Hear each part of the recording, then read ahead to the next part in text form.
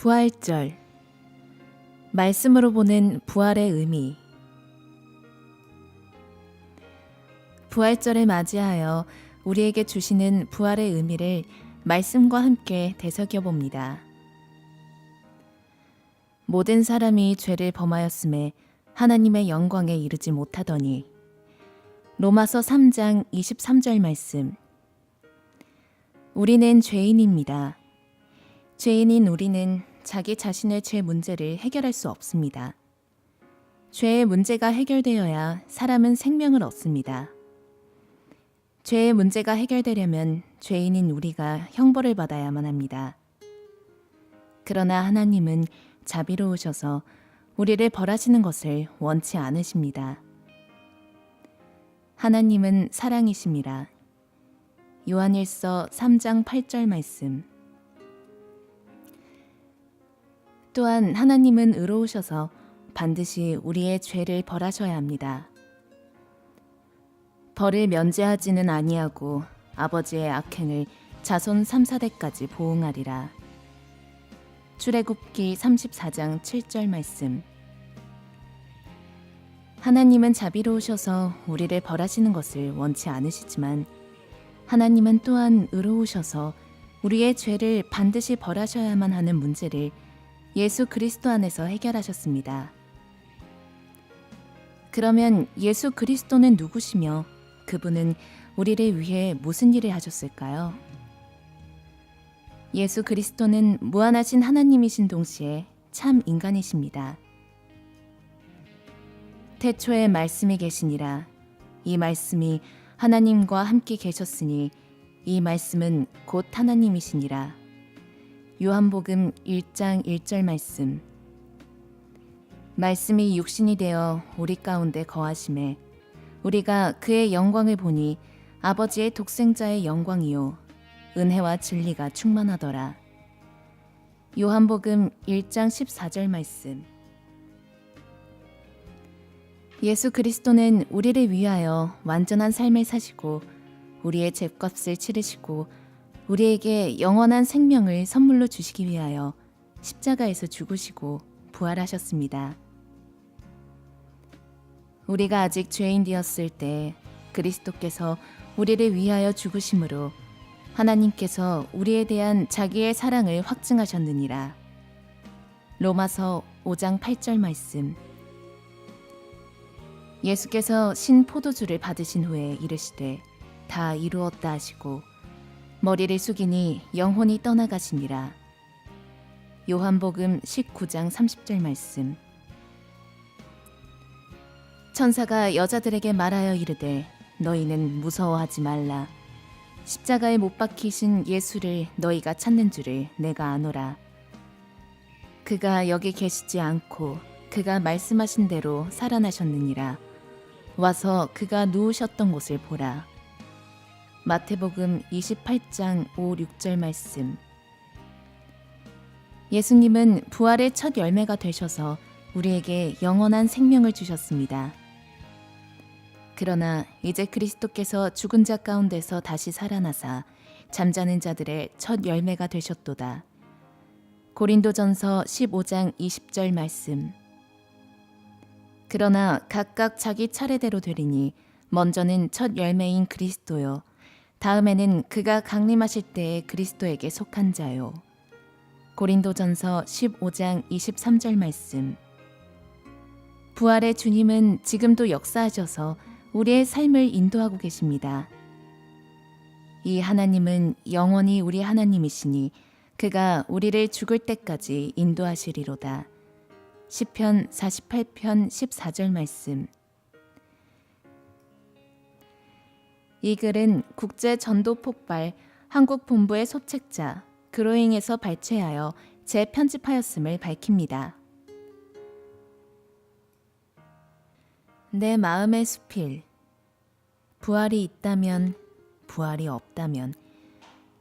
김근원 목사, 미랄문학회 회원, 수필가. 부활이 있다면 이 세상에서 가장 뜨거운 말은 부활이라는 말이 될 것이다. 부활이라는 말이 생기기 전 이 세상에서 가장 강력한 말은 죽음이라는 말이었다. 죽음이라는 말은 모든 사람들을 단숨에 침묵시켰다. 이 세상 모든 사람들이 그토록 좋아하던 사랑이 죽음과 함께 사라졌다. 그런데 부활이 있다면 사라졌던 사랑이 돌아오게 된다. 얼마나 뜨거울 것인가. 인간은 스스로 부활을 생각할 수 있는 처지가 아니다. 죄 가운데 있기 때문이다. 부활이 있다면 일하는 가정조차도 할 수 없는 처지다. 사람이 한 줌의 재로 변하는 것을 두 눈으로 똑똑히 보았기 때문이다. 이런 연유로 많은 사람들이 죽음을 끝이라고 생각한다. 성경은 부활이 있다고 한다. 그리고 부활의 증거로 예수님의 부활을 제시한다. 죄 때문에 죽음이 왔는데 예수님이 우리의 죄값을 대신 치르셨기 때문에 예수님을 믿으면 예수님을 다시 살리신 하나님께서 우리도 다시 살리신다고 증언한다. 내가 예수님을 믿고 나서 쓰는 많은 말들 중에서 부활이라는 말이 나에게 가장 뜨거운 말이 되었다. 성경을 읽을수록 성경의 모든 말씀이 진실이라고 믿어진다. 부활도 진실이라고 믿어지는데 이 믿음이 종종 나를 뜨겁게 한다. 그러면 나는 부활의 날로 달려가서 부활한 나의 모습을 똑똑히 본다. 성경 빌립보서 3장 21절 말씀처럼 될 것이다. 그는 만물을 자기에게 복종하게 하실 수 있는 자의 역사로 우리의 낮은 몸을 자기 영광의 몸의 형체와 같이 변하게 하시리라. 내 몸은 현재 장애로 63년째 고생 중이다. 그러나 그날이 오면 예수님의 영광의 몸과 같이 변화되어 사슴같이 뛸 것이다. 그날은 오고야 말 것이다. 기다리며 준비해온 평창 올림픽이 마침내 우리 눈앞에 똑똑히 펼쳐진 것처럼 펼쳐질 것이다. 이 부활의 날을 맞이하기 위해서 한 가지 전제되어야 할 것이 있다. 죽어야 한다는 것이다. 우리가 살아 승천한 에녹이나 엘리야가 아니라면 반드시 죽게 되어 있다.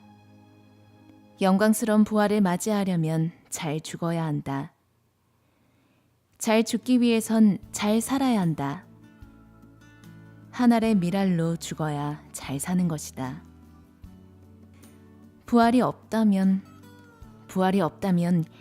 이 세상에서 가장 썰렁한 말은 부활이라는 말이 될 것이다. 그리고 부활이 없다면 바울 사도의 말처럼 우리가 더욱 불쌍한 자가 될 것이다. 부활이 없다는 것은 죽으면 끝이라는 것인데 그 허망한 끝을 보고자 절제하며 인내하며 고상하게 인생을 달렸으니 참으로 불쌍한 사람이다. 인간을 하나님의 형상대로 창조하신 하나님은 인간과 함께 있기를 원하신다. 그리고 영원토록 함께 있기 원하여 친히 부활이 되셨다. 미라의 가족 이야기 신혼의 날 되게 하소서. 이영경 사모 영락 농인교회. 새해 들어 기도하는 중 받은 말씀 중에 이사야 61장 말씀이 있습니다. 매일 그 말씀을 읽고 이루어지기를 선포하는데 그중 신혼의 날이라는 말이 있습니다. 우리는 억울한 일이나 슬픈 일을 당하면 울고불고 화내고 어떻게든지 그 억울함을 풀려고 행동에 나섭니다. 그런데 하나님이 직접 나서주신다니 마음이 든든해집니다. 서울에 올라와서 늘어난 통역일은 장례식 통역과 결혼식 또는 상견례 통역입니다. 얼마 전에도 농아성도 딸의 결혼식을 앞두고 양가 부모님이 처음 만나는 상견례 자리에 다녀왔습니다. 그런데 그 자리에 신부의 농아 부모 외에 작은아버지와 고모가 같이 나왔습니다.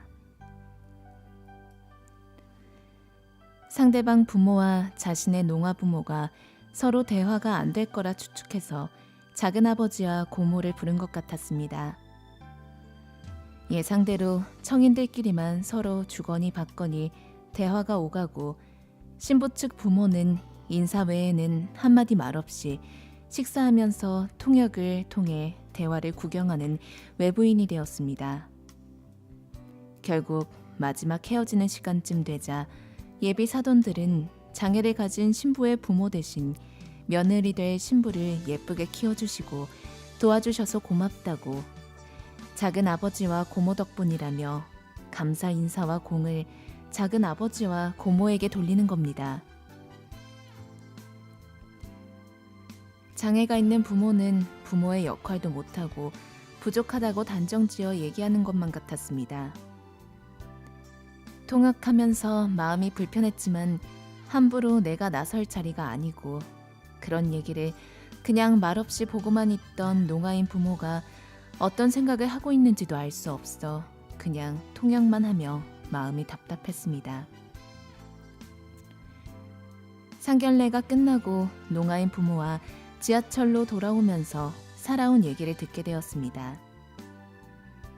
딸을 낳아 기르고 살아오는 동안 자기 살기에 바쁜 시숙과 시누이로부터 전혀 도움을 받은 적이 없었고 오히려 시누이가 직장 생활을 하는 동안 시누네 아이들까지 맡아 키워줬다는 사실을 알게 되었습니다.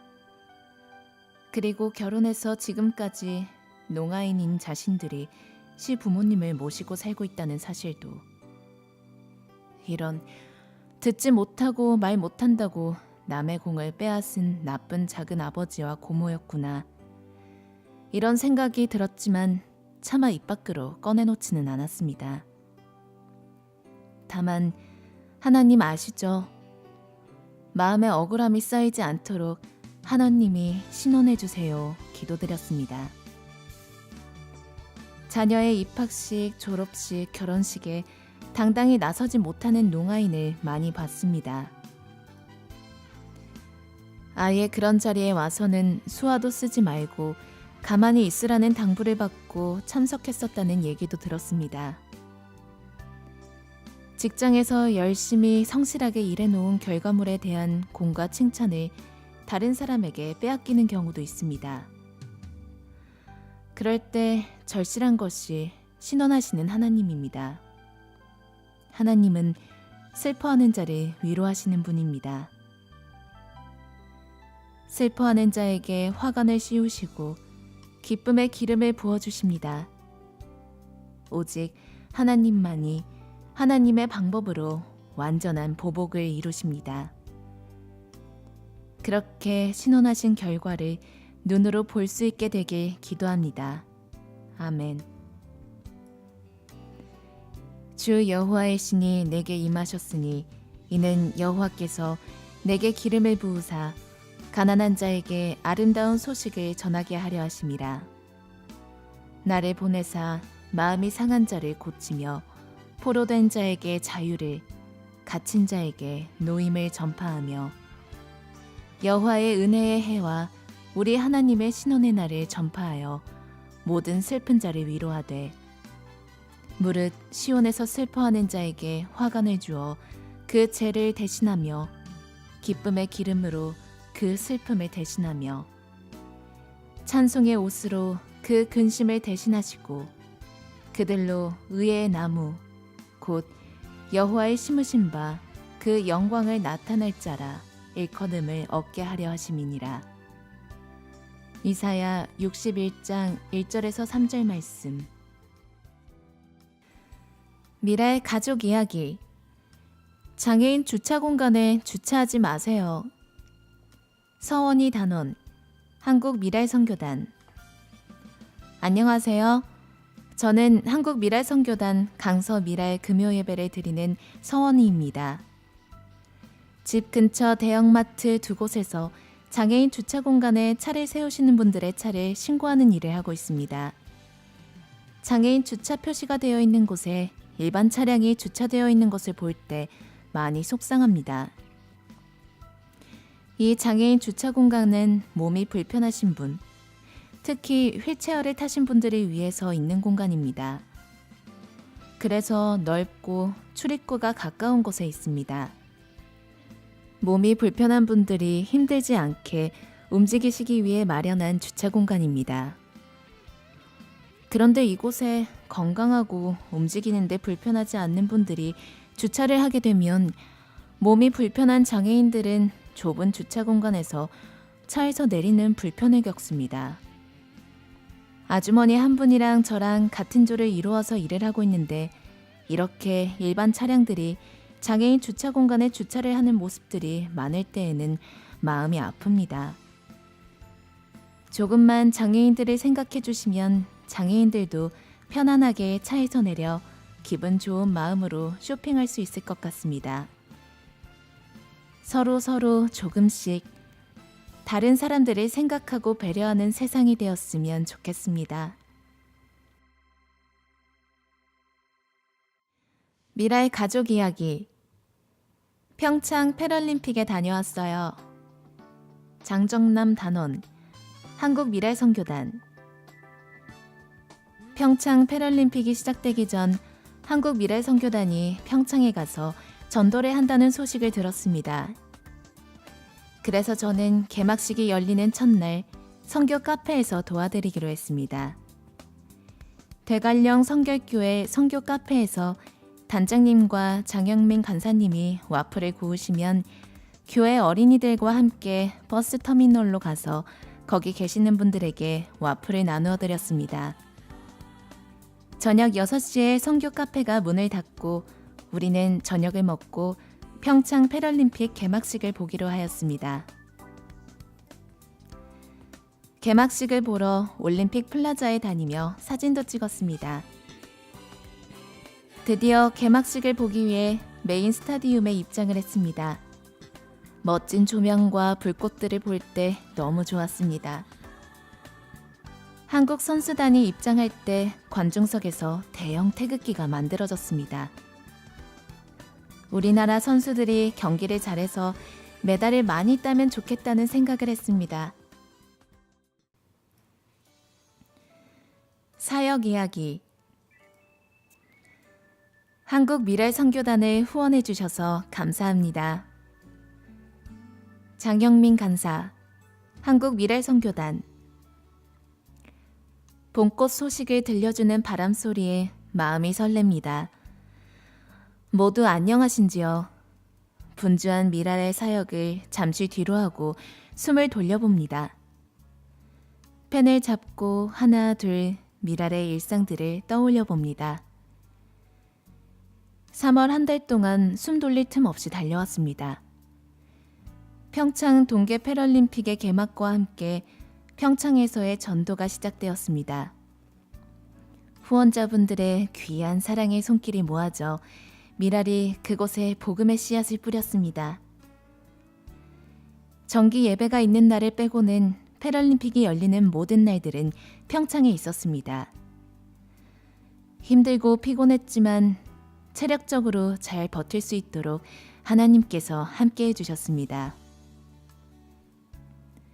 미랄의 모든 사역들은 하나님 아버지와 후원자분들 그리고 봉사자분들, 단원분들이 이루어 주십니다. 패럴림픽 전도뿐 아니라 캠프와 정기예배, 목장 모임, 말씀 공부, 미랄보 발간, 수어 콘텐츠 제작 등 장애인들에게 복음을 전하고 단원들의 필요를 채워줍니다. 작년 한 해는 후원자분들의 사랑으로 노후되어 운행하는 데 안전하지 못했던 미랄의 장애인 특장차를 새로 구입하여 교체할 수 있었습니다. 재정을 담당하며 수많은 후원자분들의 정성과 사랑에 고개가 숙여집니다. 한국 미랄 선교단 종로 선교센터 사무실 매입에 후원해 주시는 분들께도 감사드립니다. 한국 미랄 선교단 종로 선교센터를 통해 효율적인 장애인 선교 사역을 할 수 있게 되기를 기도합니다. 익명으로 후원해 주시는 분, 쌀을 보내주시는 분, 물품을 보내주시는 분, 모든 후원자분들 한 분 한 분 뵙고 인사를 드려야 하는데 지면으로나마 감사의 인사를 올립니다.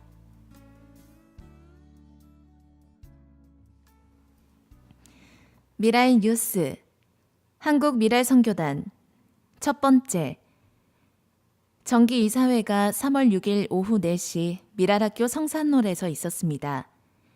2017년도 결산안과 2018년도 예산안을 처리했습니다. 2018년 사업계획을 보고했습니다.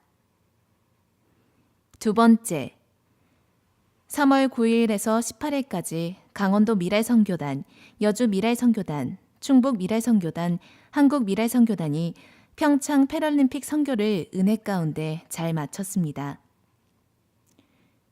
세 번째, 조병성 단장은 러시아 다문화 선교회 우둥수 목사와 CTS 뉴스, 더 보기에 출연하여 평창 패럴림픽 선교와 장애인 사역 선교에 대하여 이야기하였습니다. 네 번째, 미랄 문학회가 3월 13일 화요일 오후 12시 미랄 복지재단 교육실에서 있었습니다.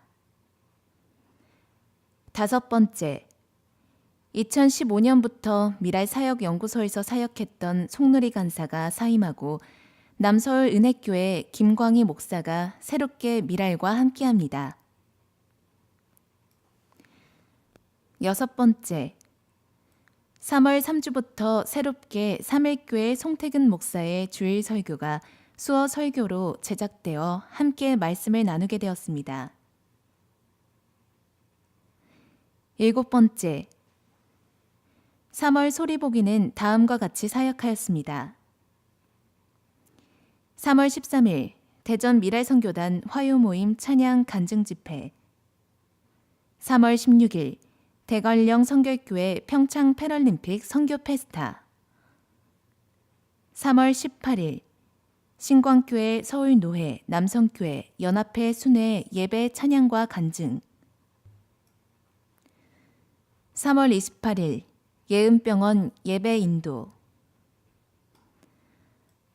한국미랄연합회 천안 미랄선교단 첫 번째, 사무실을 이전했습니다. 이전한 주소는 충남 천안시 서북구 월봉 3길 7입니다. 경북 미랄선교단 첫 번째, 미랄 장애인 센터 개소식이 3월 24일에 있었습니다. 미랄을 위한 60시간 기도표, 3월 21일 SIW 중보기도 모임이 한국 미랄선교단 사무실에서 있었습니다. 기도회가 끝나고 전체영 자매가 60시간 기도표를 냈습니다. 거기에는 미랄을 위해 기도한 60시간의 날짜와 시간이 기록되어 있었습니다. 이 기도표를 보는 순간 참 감사했습니다. 어디선가 이렇게 미랄을 위해 기도하시는 분들이 계시기에 미랄의 사역들은 이어지고 있습니다. 미랄을 위해서 기도해 주셔서 감사드립니다. 지금까지 진행의 나성지였습니다.